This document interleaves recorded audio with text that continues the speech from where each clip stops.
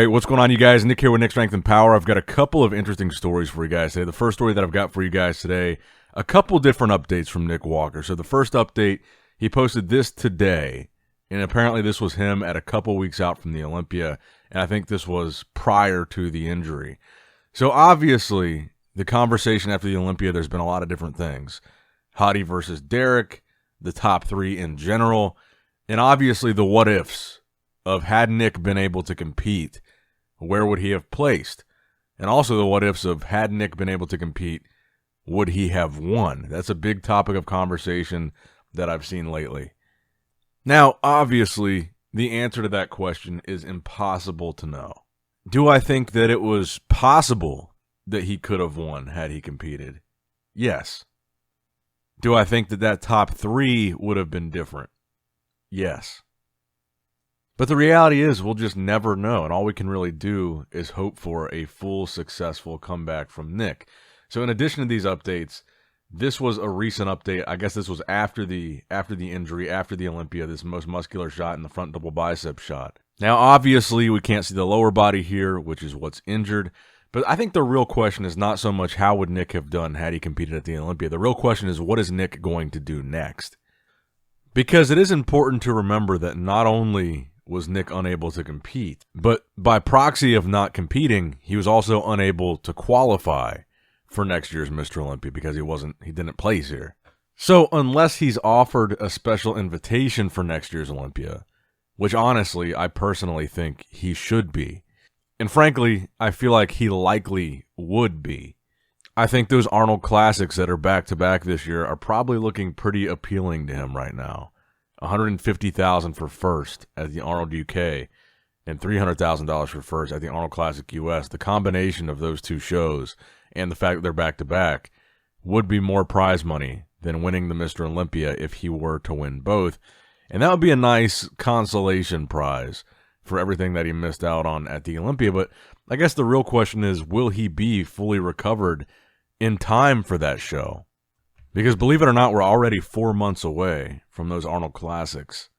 So is this something that's going to be completely healed and give him time to recover in 4 months to go compete, let alone win a show like the Arnold Classic? That's the real question. I think it would be cool if he did, but who knows if he can. So that's kind of the real reason why I think he should be offered the special invitation to the Olympia next year. Because I think most people would probably agree that had he been able to compete at the Olympia, he would have at least qualified for next year, at least. And this injury was something out of his control, and I think that should be the circumstance, the type of circumstance for which they offer these special invitations. Now, next up in the news, we got a posing update from Nathan Asha yesterday. So the interesting thing about this is Nathan is competing in both this weekend's Romania MUSCLETECH Pro, and then after that, the EVLS Prague Pro, which I believe is the following week. And who knows who all is going to jump in that lineup after we saw all these guys that are jumping in this Romania show, especially Samson Dauda, which again, especially after talking about this Nick Walker story, I think is that much more commendable that Samson is doing the show because he does not have to. He is qualified for the Olympia, and now I think we're going to have a really interesting matchup here between Samson and Nathan. Because they're two guys that have been neck and neck before, but now Samson has made quite a bit of progress since then. And I think that certainly other than Samson, Nathan is the most competitive guy in this lineup. So I think we're at least going to get a really impressive show here.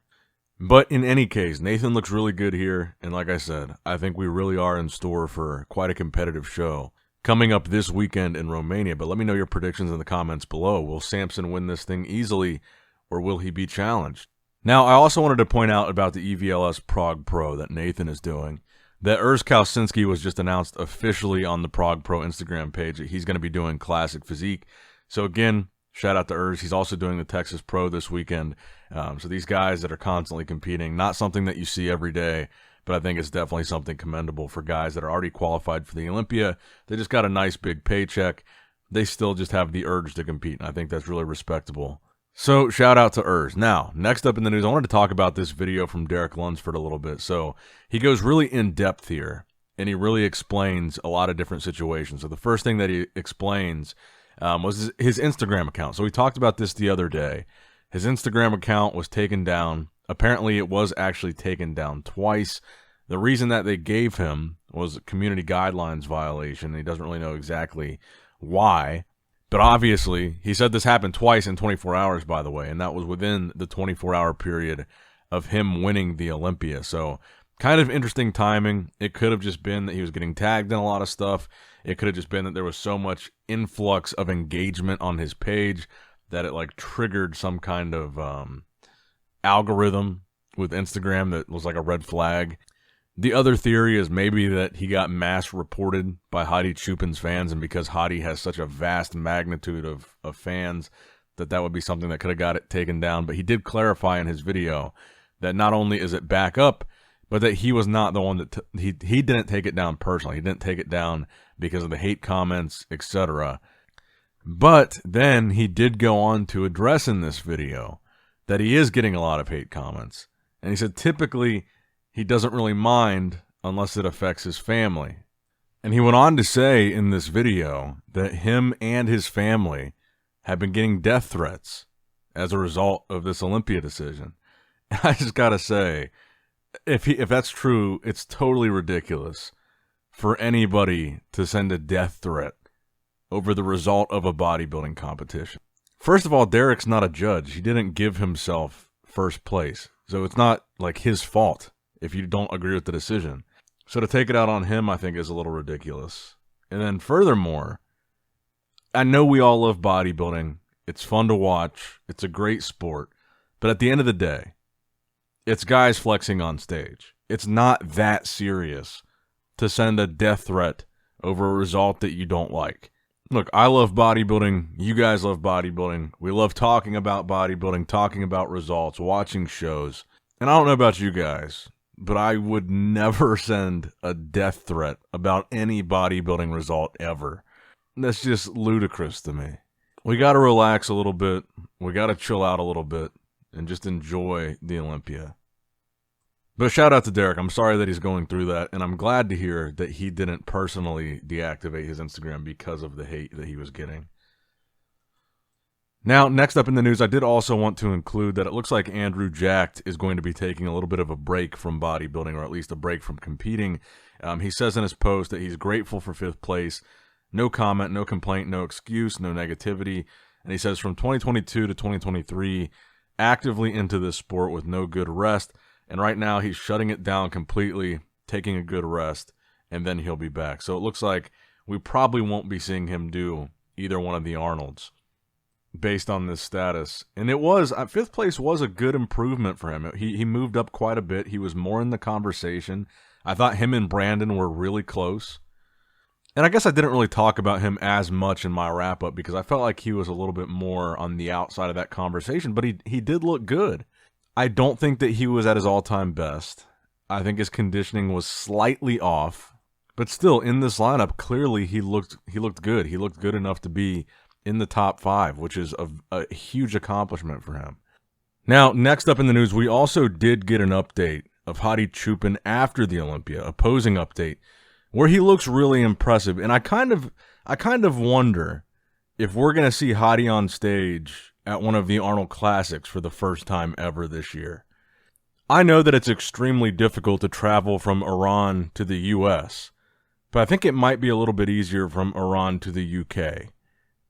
And $150,000 prize money for that first place title is a pretty significant amount. And you've seen lately Olympia champions doing the Arnold shows after they've won or lost the title. Brandon did it. Brandon just won last year, 2022. Rami did the Arnold this year after losing the 2022 Olympia title. Part of me does wonder if perhaps Hadi would look for redemption in that way by winning a big title that he's never won before, and maybe building some momentum going into the next Olympia. Not that he necessarily needs it, but I mean, look at the momentum that Samson had going into this Olympia after winning the Arnold. But anyway, let me know what you guys think in the comments down below. Like the video, subscribe to the channel, click that bell notification icon, and as always, I love you guys, appreciate you guys. Nick Strength and Power, signing out. Alright guys, don't forget to click that like button and subscribe to this channel if you enjoy the content. Also check out my Instagram at NICKS&P. my Facebook page, which is simply Nick Strength and Power, my secondary YouTube channel, Nick Strength and Vlogs, for vlogs and bonus content that you will not see on this channel, and consider subscribing to my third YouTube channel, Nick Strength and Pokemon, which is all things Pokemon and trading card games, completely unrelated to this channel. So if you're into that, give that one a look. And all links to merchandise and social media will be in the description box below. If you guys want a Nick Strength and Power t-shirt, that will be in the Shopify link below. Have a great day.